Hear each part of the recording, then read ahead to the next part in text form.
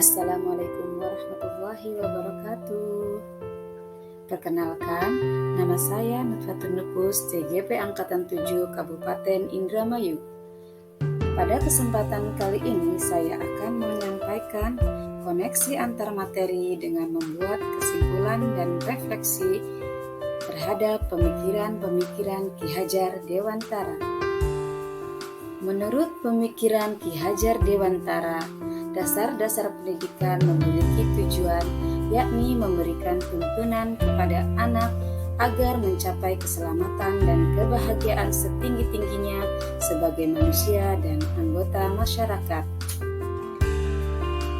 Dasar pendidikan yang menuntun menurut Ki Hajar Dewantara, peran pendidik diibaratkan sebagai seorang petani.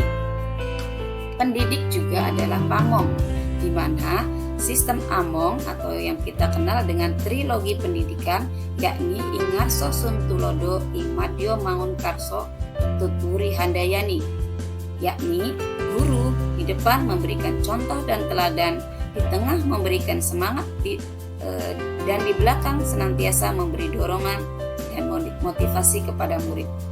Pendidik itu hanya dapat menuntun tumbuh atau hidupnya kekuatan kodrat yang ada pada anak-anak agar dapat memperbaiki lakunya, bukan dasarnya. Hidup dan tumbuhnya kekuatan kodrat anak.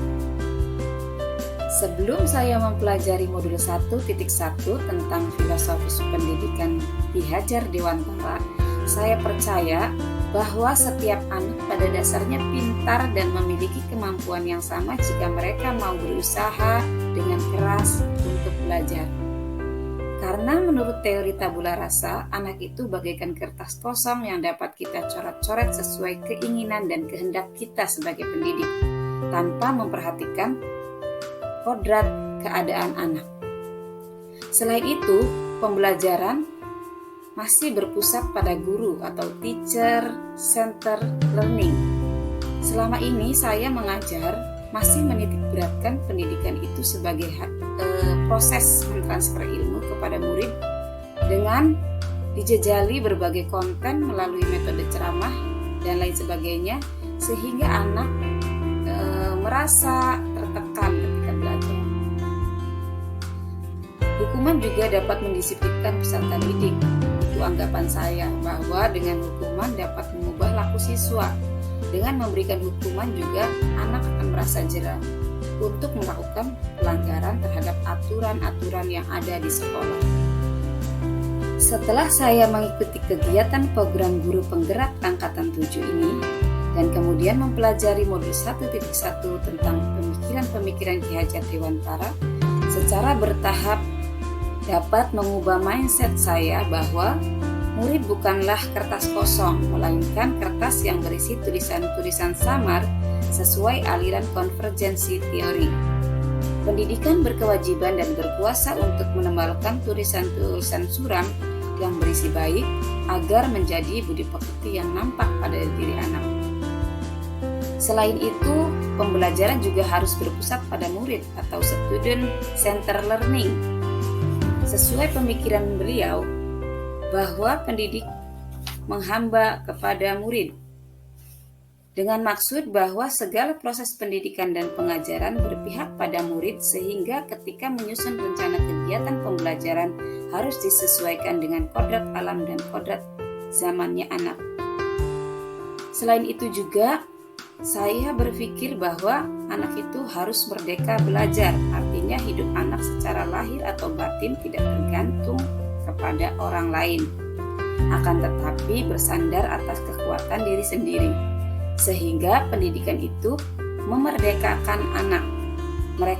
Merdeka yang dimaksud di sini adalah bukan merdeka semau sendiri, tetapi ketika belajar anak akan merasa bebas baik secara lahir dan mandiri secara batinnya.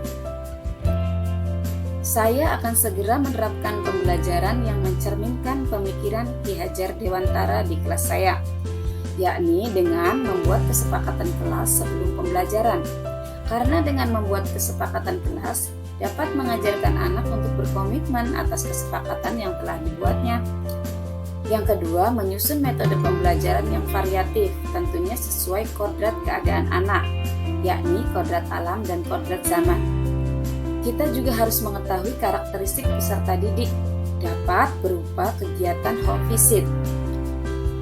Yang ketiga, memasukkan unsur bermain di dalam pembelajaran, karena bermain adalah kodrat anak. Di dalam bermain juga mengandung pembelajaran lebih pekerti. Contohnya, dalam permainan gobak sodor misalnya, anak dengan sendirinya akan belajar tentang strategi dan juga gotong royong.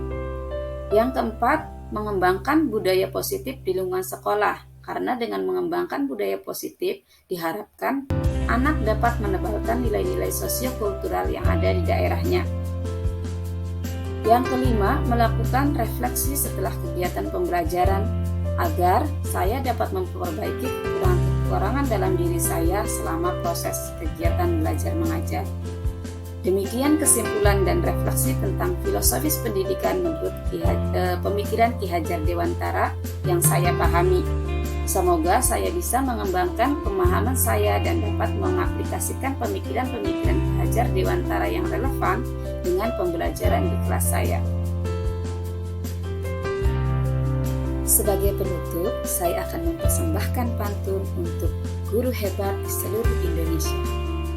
Embun pagi menyegarkan harimu, saat muncul fajar badanmu terasa hangat. Janganlah pernah berhenti menuntut ilmu, jadilah pembelajar sepanjang hayat. Salam dan bahagia. Terima kasih. Wassalamualaikum warahmatullahi wabarakatuh.